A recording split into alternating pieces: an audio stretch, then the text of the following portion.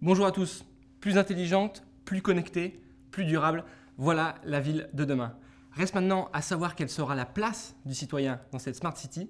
C'est la question que nous allons poser à nos invités du jour. Bonne émission à tous. Bienvenue sur ce plateau. Carlos Moreno, bonjour. Bonjour. Vous êtes professeur et conseiller scientifique du président de Cofeli Eneo, groupe GDF Suez. Absolument. Et en face de vous, Tommy Poli, bonjour. Bonjour. Vous êtes consultant chez Spintank et rédacteur en chef de Regard sur le numérique de Microsoft France. C'est bien ça. Alors peut-être pour commencer cette émission où on va parler de ville intelligente, peut-être déjà se poser une première question. Est-ce que nos villes d'aujourd'hui ne sont-elles pas déjà intelligentes? Tommy Poli sur ce point. Alors je dirais que nos villes sont déjà... Il y a des intelligences dans la ville, il y en a beaucoup parce qu'on est tous très équipés en smartphone. On est de plus en plus nombreux à savoir s'en servir pour se diriger en ville.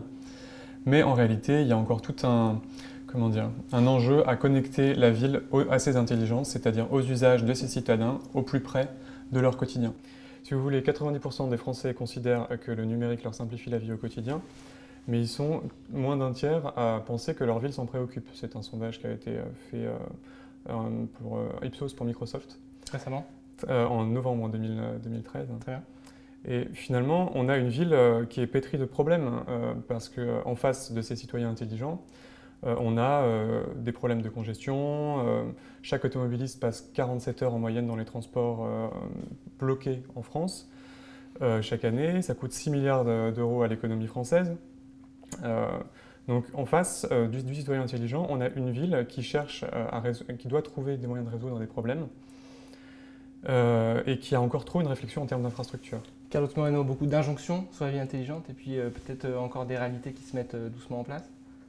Oui, c'est vrai que c'est un sujet d'actualité en France et partout dans le monde. J'ai le plaisir et l'honneur de me déplacer un peu dans le monde entier pour travailler ou également intervenir auprès de la communauté sur cette problématique. Et donc c'est bien connu que ma vision, je dirais, au niveau français international est celle de ce qu'on appelle la ville intelligente humaine, c'est-à-dire que je considère que les villes, c'est avant tout des espaces de vie, des espaces donc d'agrégation dans lesquels on va satisfaire de besoins primaires et secondaires pour les hommes et femmes dans un certain territoire et qu'en conséquence, il est d'abord important d'offrir aux citoyens une qualité de vie, une identité avec un territoire et une amélioration de conditions. C'est pour ça que l'innovation technologique est pour moi un des trois piliers, en sachant que les deux piliers principaux que je considère indispensables pour amener l'intelligence urbaine, c'est l'inclusion sociale, parce que dans les villes, il faut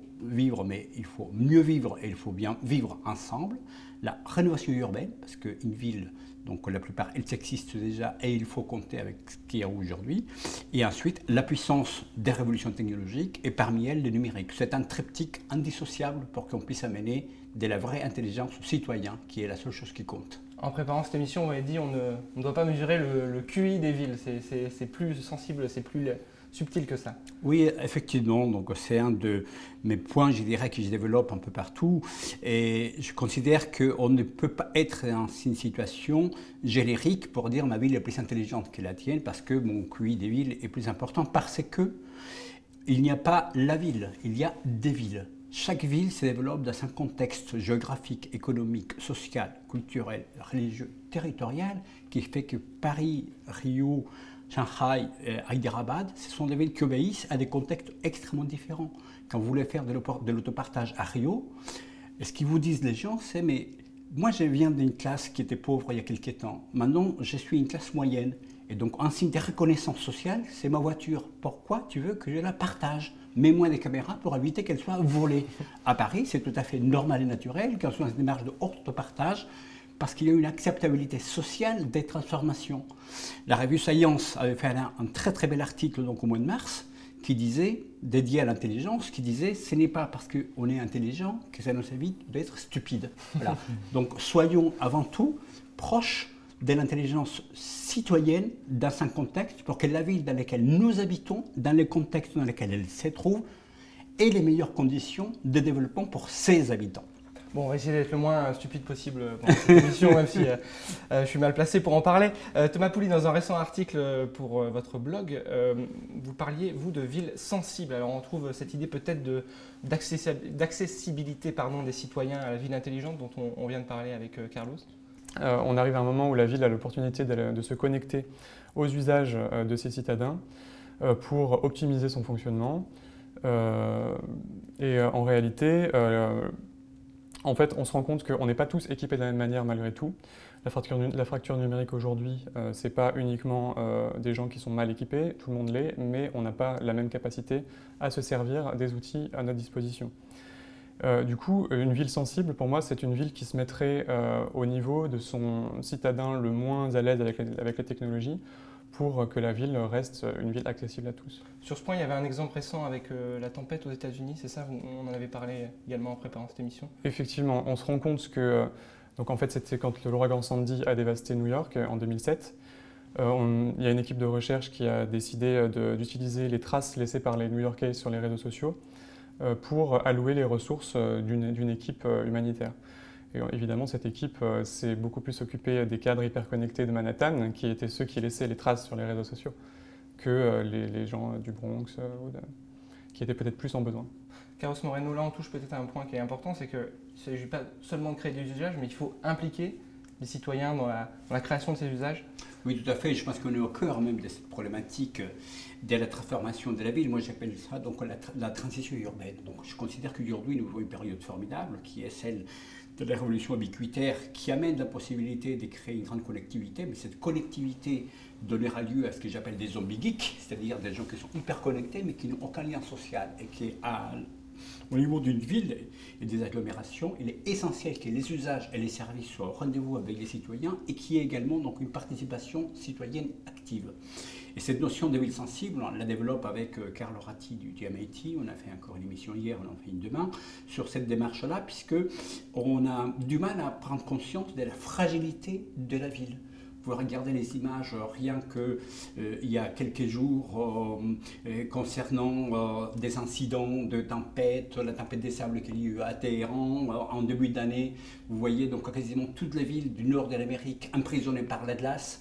Vous voyez donc les perturbations qui se produisent parce qu'il y a tout simplement donc, un changement de température important. Donc cette fragilité nous amène à un concept qui est celui de la résilience, la continuité des services et pour lesquels la vie citoyenne est extrêmement importante. J'étais à Hanoï quand s'est produit les typhons Haiyan, donc au début décembre, et j'étais assez impressionné de voir comment, par exemple, eux, ils sont déplacés en quelques heures, 400 000 personnes, sans que la vie s'arrête. Voilà. Et comment les outils du numérique ont été mis au service de la manière comment on gérait cette crise. Donc c'est très important qu'aujourd'hui, les services et les usages dans une démarche, je dirais, d'appropriation citoyenne changent l'expression de la manière comme la ville, elle, se développe.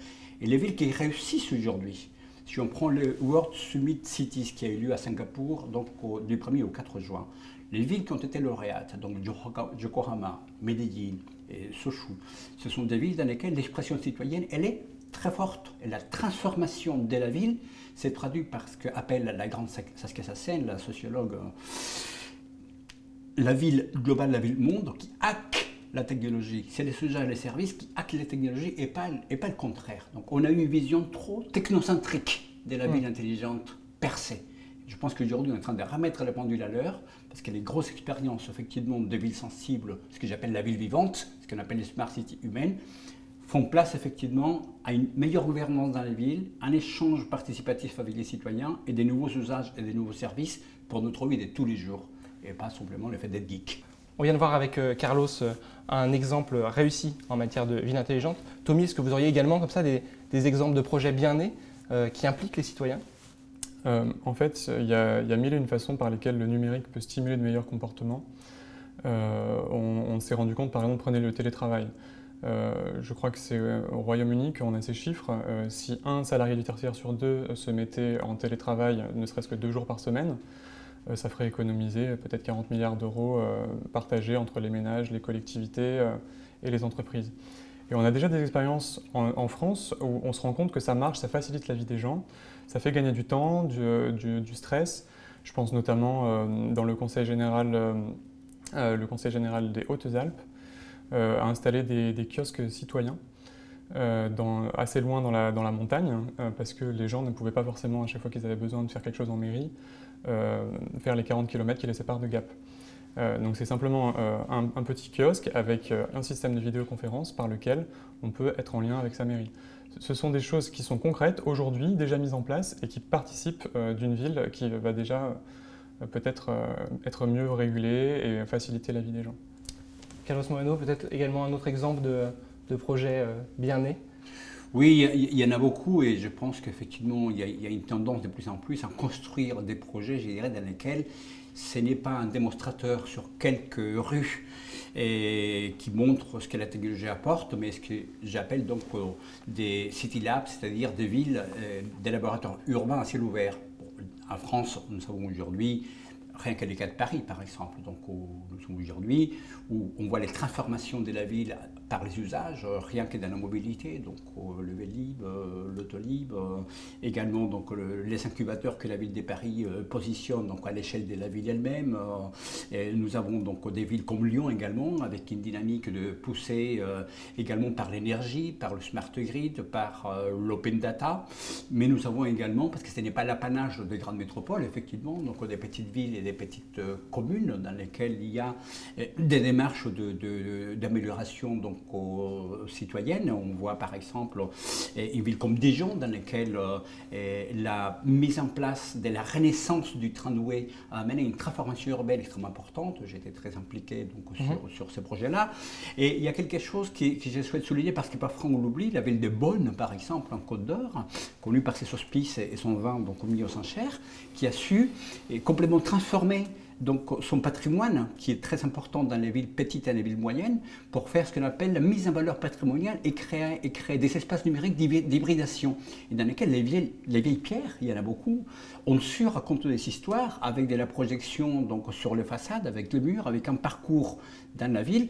Et rien que cette action-là a transformé la ville, on voit les chiffres d'affaires donc des restaurateurs, des hôteliers, et ça a amené une notion d'intelligence également. Donc je pense que l'intelligence urbaine est à la portée de toutes les gouvernances qui veulent s'approprier des usages et des services pour que les technologies amènent un meilleur vivre donc, aux citoyens et également donc, à la ville. Très bien, et on restera peut-être sur ce dernier exemple de petites villes. C'est intéressant aussi de voir que la ville intelligente n'est pas réservée aux grandes métropoles. Merci à tous les deux pour ce travail un petit peu de décryptage. Et puis aussi merci d'avoir inauguré un petit peu ce nouveau plateau pour nous et la chaîne Smart City. Merci à vous de nous avoir suivis. C'est un plaisir. À bientôt pour une prochaine émission. Au revoir.